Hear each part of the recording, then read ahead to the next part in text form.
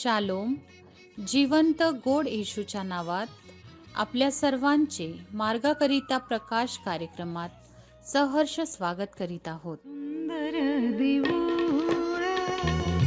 हृदय हे माझे, सुंदर देऊळ हृदय हे माझे, इथेच विराजे देव बाप, देव बाप, सुंदर देऊळ हृदय हे माझे, सुंदर देऊळ.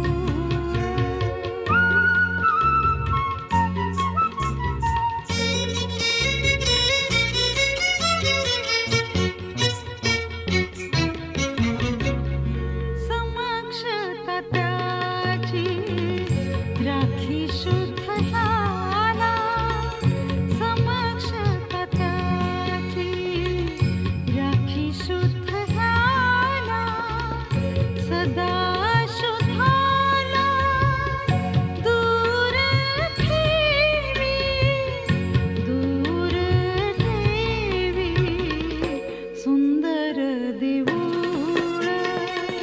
हृदय हे माझे, सुंदर देऊळ.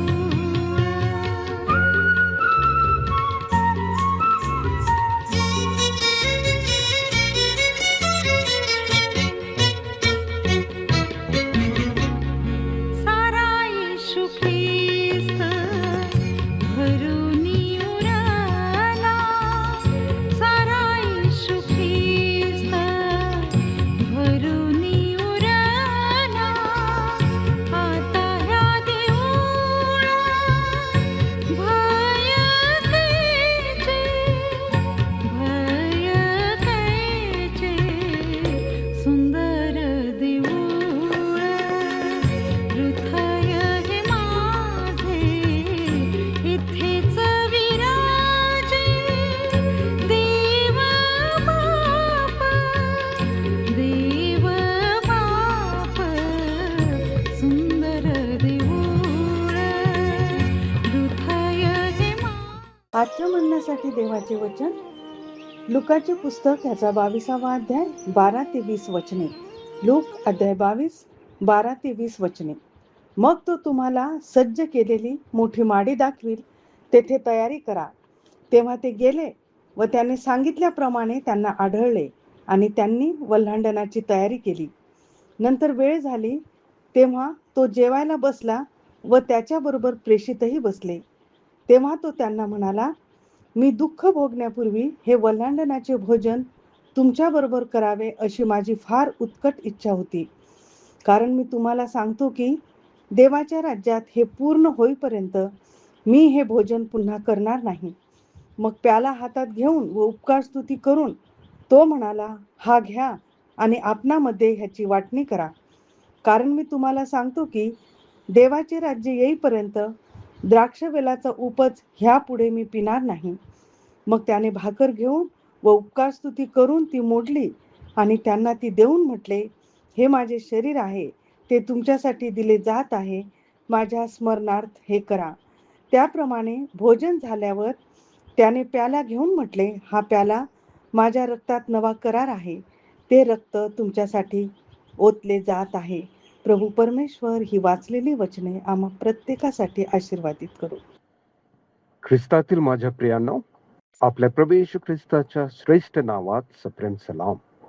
प्रियांनो, या शास्त्र भागामध्ये आपल्याला प्रभू येशू ख्रिस्ताची उत्कट म्हणजेच प्रखर इच्छा आणि प्रभू भोजनाची स्थापना प्रभू येशू ख्रिस्ताने केलेली स्पष्ट दिसत आहे.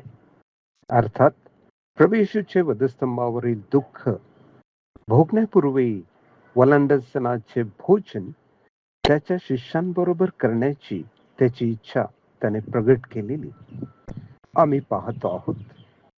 सर्वात प्रथम हे भोजन कोठे करावे त्याचे ठिकाण त्याने निश्चित केले आणि वचन 16 मध्ये प्रभू येशू ख्रिस्त सांगतो की देवाच्या राज्यात हे पूर्ण होईपर्यंत मी हे भोजन पुन्हा करणार नाही. हे पूर्ण होईपर्यंत म्हणजे काय?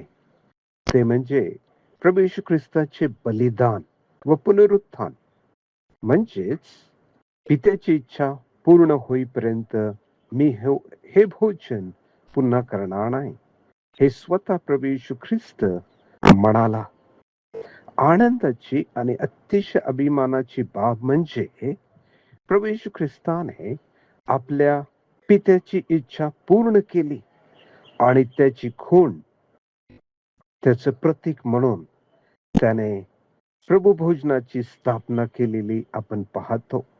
यासाठी की आपण विश्वासणाऱ्यांनी त्याच्या बलिदानाचे म्हणजे त्याचे शरीर व त्याचे रक्त अथवा मरण आणि त्याचे पुनरुत्थान याविषयी तो येईपर्यंत आपण स्मरण करावे आणि प्रभूच्या मरणाची तो येईपर्यंत घोषणा करावी. प्रियानो, प्रभू येशू ख्रिस्त हा वलांडन सणाचा कोकरा होता. म्हणजे त्याचा प्राण त्याने स्वतःच दिलेला. ज्या प्रकारे आपण योहान 10:18 मध्ये वाचतो, कोणी तो माझ्यापासून घेत नाही तर मी होऊनच तो देतो. मला तो देण्याचा अधिकार आहे व तो परत घेण्याचाही अधिकार आहे. ही आज्ञा मला माझ्या पित्यापासून प्राप्त झालेली आहे. आणि होय प्रियानो, पुत्राने पित्याची आज्ञा पाळलेली आम्ही या वचनामध्ये पाहतो. वास्तविक प्रभू येशूला अलौकिक शक्ती होती, म्हणजे दैवी शक्ती होती. तेव्हा त्याला माहित होते की तो कशा प्रकारे मरणार, लोक कशा प्रकारे त्याला छळतील, त्याच्या शिष्यांपैकी कोण त्याला धरून देणार, कोण त्याला नाकारणार.